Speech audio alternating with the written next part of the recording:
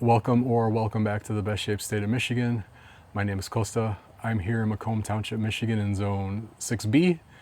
If you're unfamiliar with Macomb, we're a suburb of Detroit. So it's been a minute though since I've made a video, since May. And it's just been kind of a holding pattern here. June and July have been pretty unbearable. Tons of 90-degree weather, even back in May, and then June, and then July. A couple of days of 100. Usually we don't get into the 90s or touch 100 until like late July or August.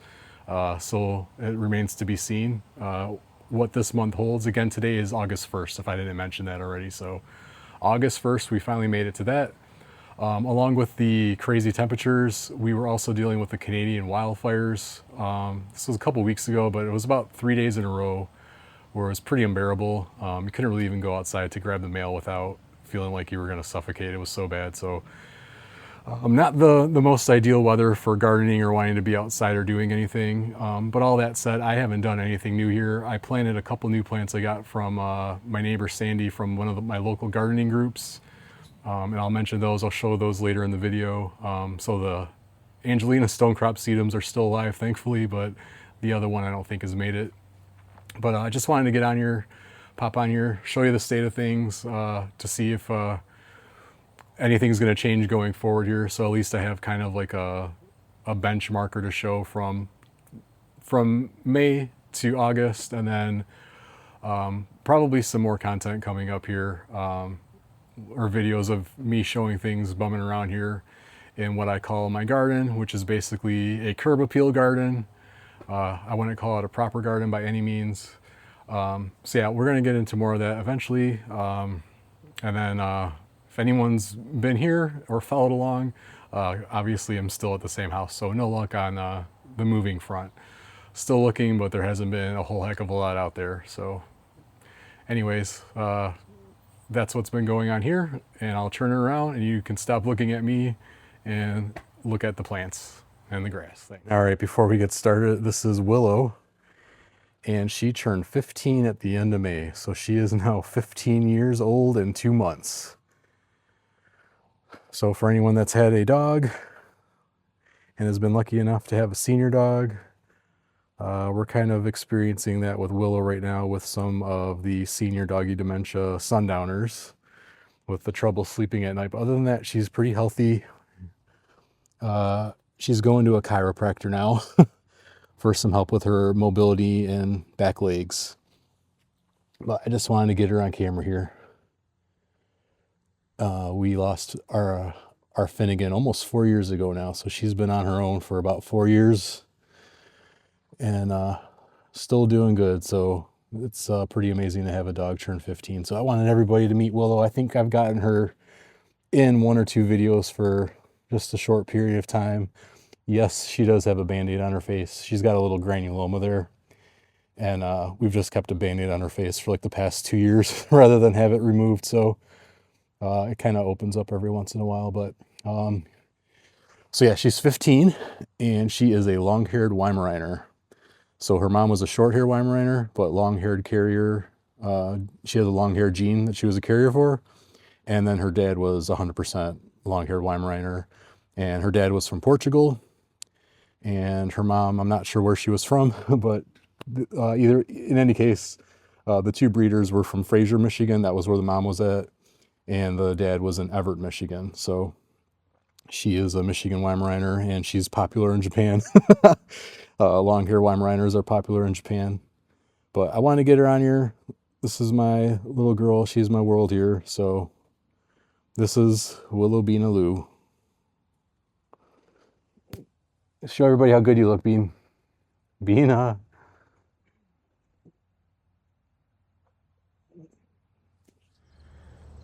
right, so here we are from the front street here, and this really isn't a traditional garden.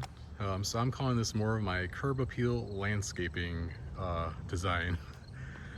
So this is how it looks from the street. But I'm gonna start out here by the lawn since that's where I'm at.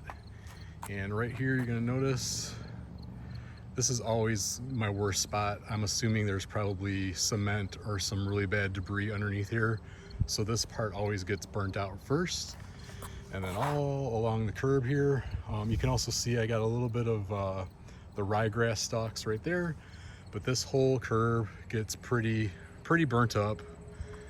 Then I have a spot here, not sure what that is from. And then I have a spot here. I believe the neighbor turned around with their mower here, and I could tell because it was like the grass was just destroyed, the grass blade tips. So I made sure to mow this part shorter to get an even cut, because I didn't want to get any fungus coming in. But I do battle everything under the sun here. So crabgrass, Bermuda grass, St. Augustine grass, spurge, plantain, dandelion, fescue, just everything you can imagine. So like normally when I see this stuff, I pull it out immediately, and I'm not sure what this is. All right, I took a pause here in the action so I could take a photo to identify it. I just pulled them out. I have a hard time telling the difference between some of the weeds and the grasses, whether that is crabgrass or Bermuda grass. So, but with the heat and the rain we did get a couple weeks ago, this was pretty prevalent. Now we're just having heat and no rain, so the weeds pretty much just need heat and they will come out. So I try to stay on top of it. And then here is the main lawn. I will show you an area up at the front here, or up at the top, and this is the other side. Again, I'm battling the same thing here with the salad bar of every weed. So I pull this as much as I can.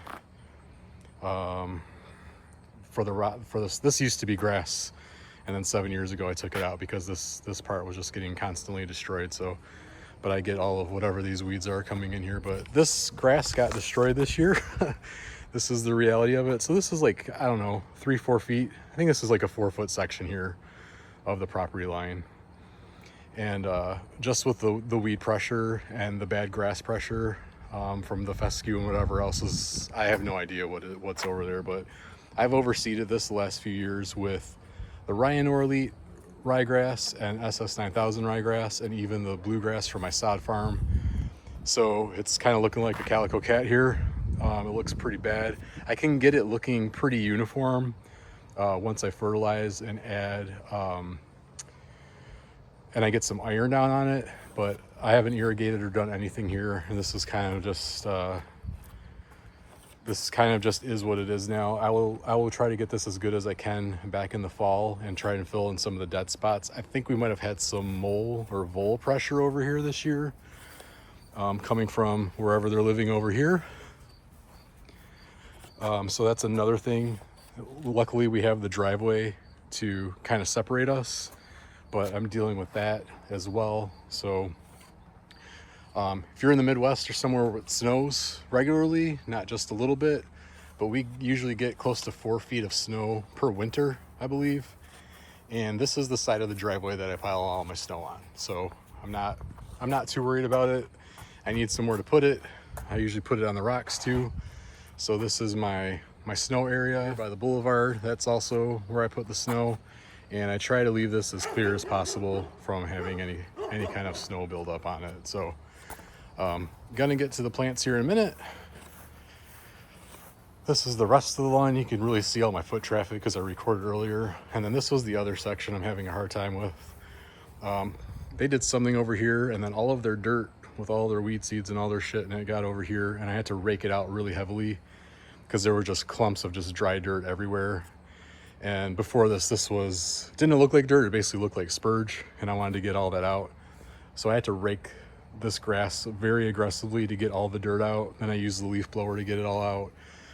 But had I left it here, this probably would be looking like the rest of this right now, and that's not what I wanted to do. I'm trying not to use any chemicals right now if I don't need to. So this spot in particular right here is very discolored because of that. So I did get some slime mold earlier in the year because of this downspout, and we have a swale here, but I just had all these white spots of slime mold. But when I read about it, it said basically just to leave it alone and it would go away on its own. You can see my footprints for how dry it is. But that was back, I want to say maybe June, when we were getting a ton of rain. So, but now I'm going to get back into the landscaping bed. All right, so starting off here, we have a dwarf blue spruce, and then underneath that we have this is Gold Splash Winter Creeper. This one doesn't have as much damage as my other one, but I feel like if I were to do this again, I wouldn't replant these. These do stay evergreen, so that is why I wanted to try them out. This one is the only one that is really putting on height. Actually, no. The one down here by the Amsonia is also putting on some height, but they're definitely affected by either the humidity here or by insects. So, and I'll show you that on the next one here. So down here we have, this is from a Hens and Chicks. This one is onyx. That's the only hens and chicks I have. So all the hens and chicks you're gonna see are from the one onyx plant that I bought. So anytime you see a hens and chicks, even if I don't point it out, it's from the same plant. And then this is the Allium schubertii, about the size of a basketball, totally overcrowded in here. This bloomed in May, it looked amazing. So if anybody knows, comment below if these are gonna be seed pods, if I should keep these, or if this really only truly is blooms from the tuber. I'm not sure, so please let me know if you know. And then right next to this we have Artemisia silver brocade.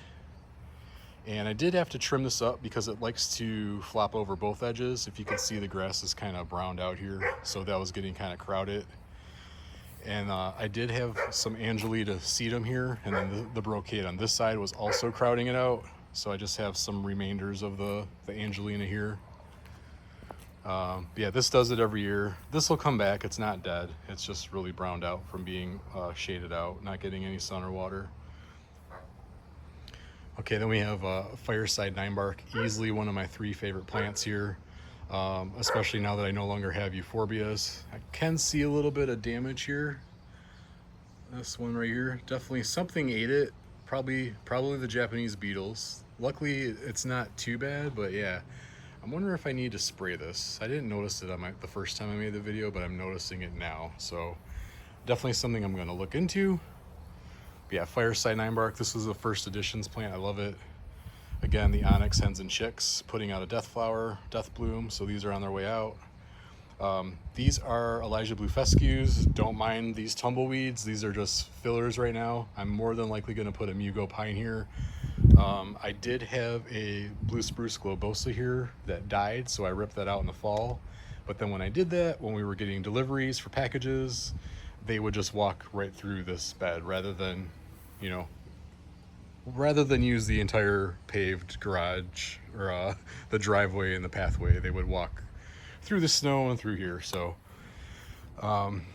anyways, I need to put something here. All right, then we have Frosted Fire sedum. So it looks like Autumn Joy sedum, but it is not. It's got the variegated leaves.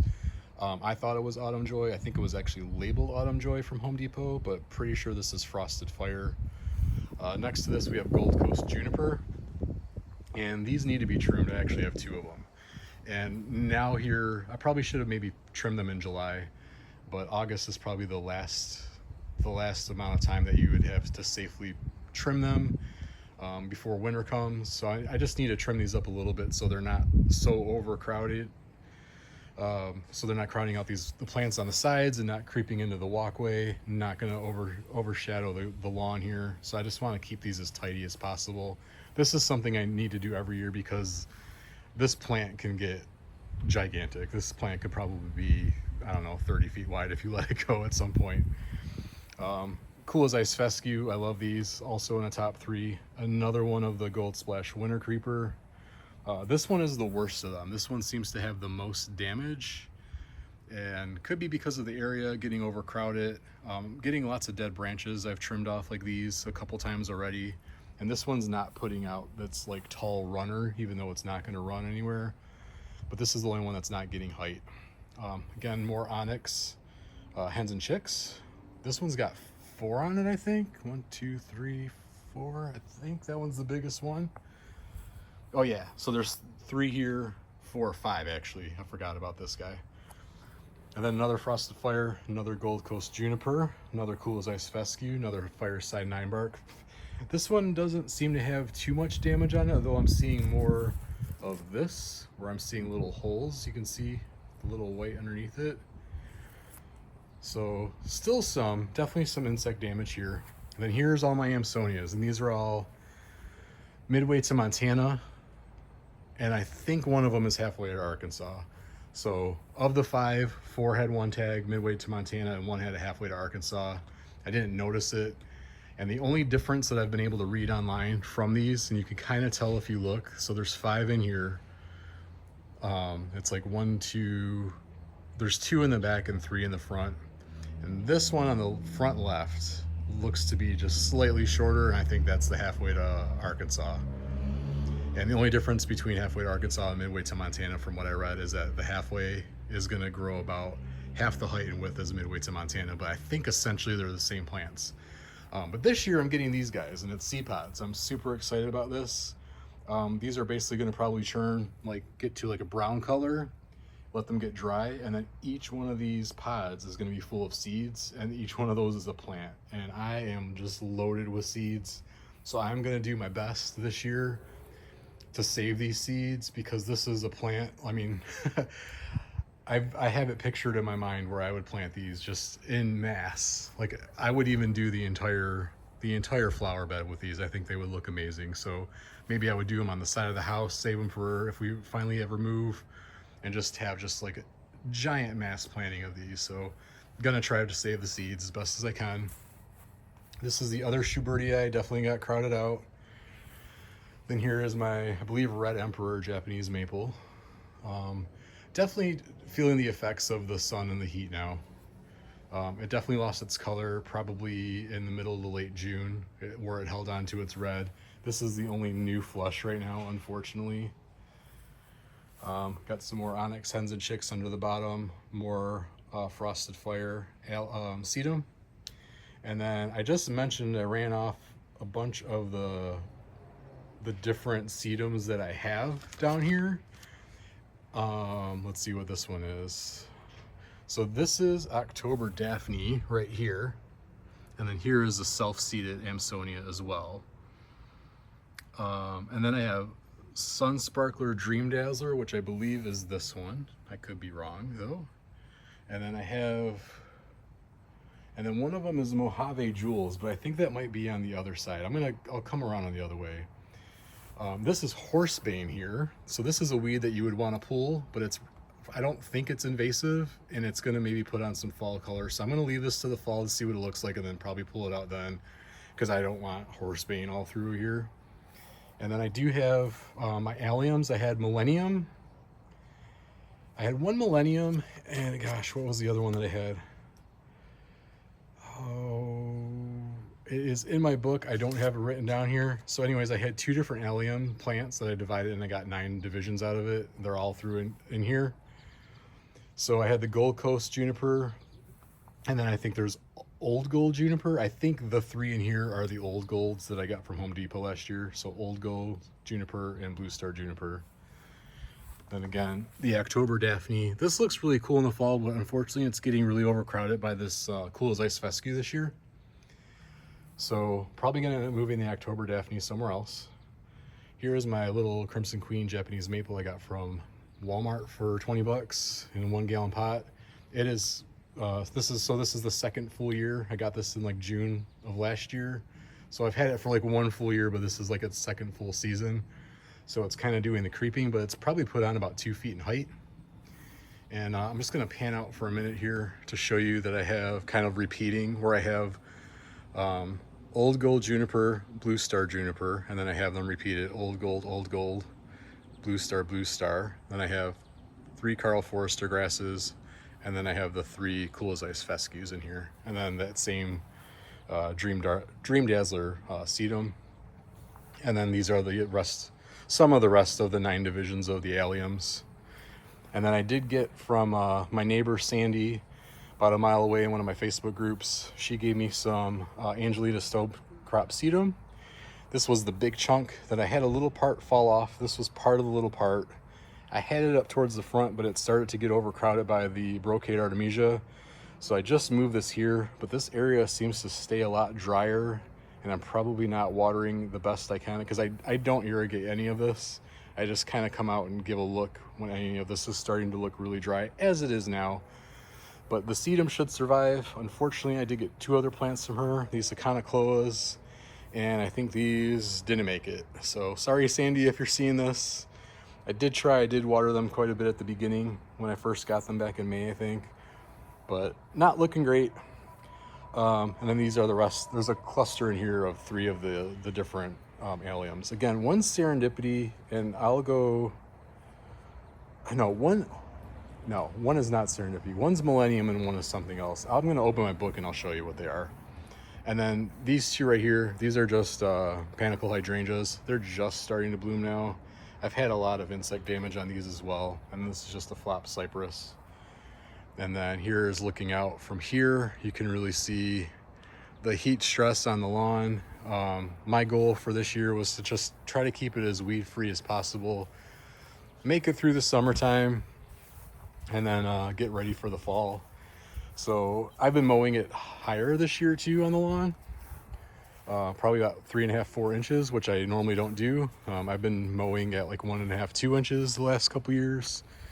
I finally got my reel mower put back together and sharpened, and that's good to go. So I'm just debating on if I really want to take this down and do much. Kind of the whole plan here has been like a holding pattern if we were gonna finally find a house to move, but that didn't happen. So I just want to kind of keep things as tidy as possible.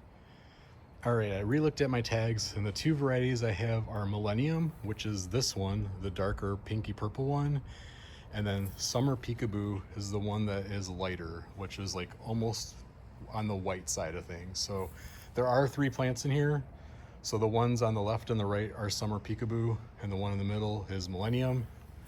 So let's see if I can figure out here. Both of these look like Millennium. Got a cool little bee here. Where'd he go?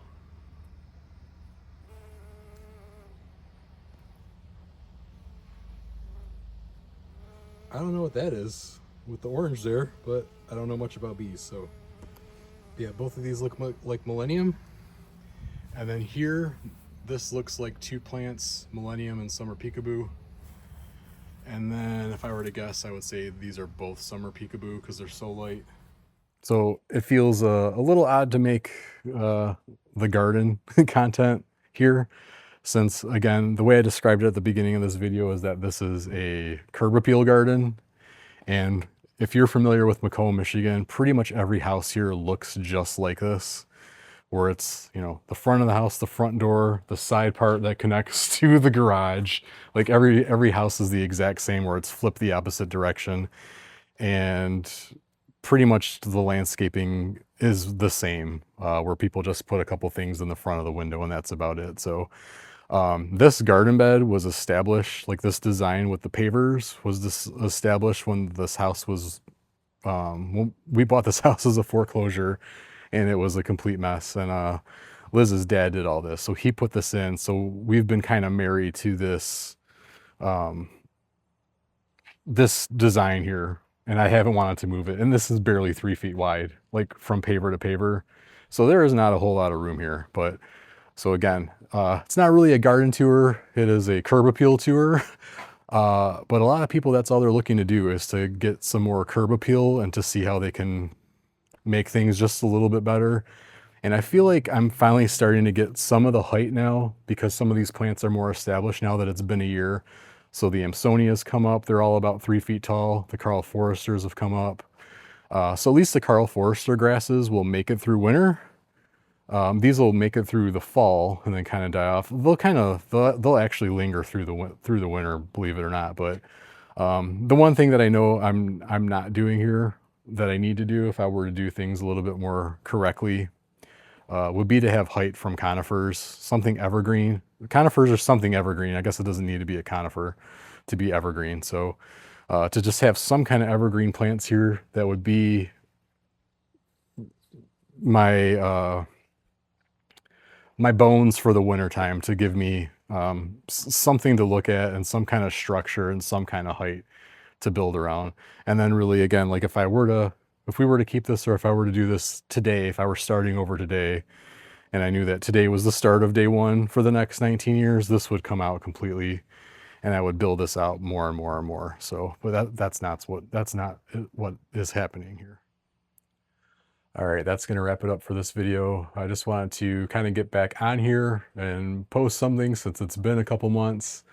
The weather's been crazy. Willow's going through her senior doggy changes, so that's been a lot. And we had some luck house hunting at the beginning of the spring, end of spring there, and then we just haven't seen any houses in the past 2 or 3 months. So we're still here. If anybody's been in this situation where you've been looking to move for a while, kind of got that where I'm like checked out a little bit from here, unfortunately.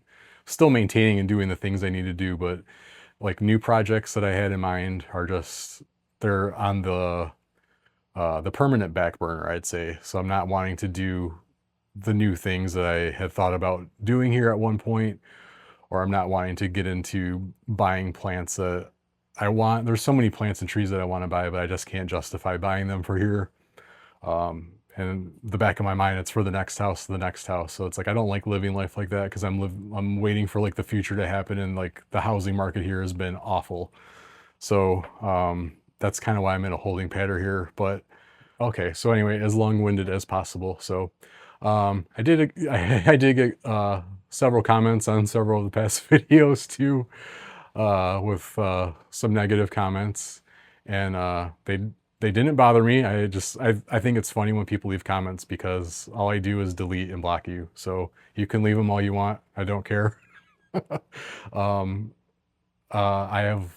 I lost a dog 4 years ago, so there's nothing you could possibly say to me that is going to bother me or hurt me. So have at it.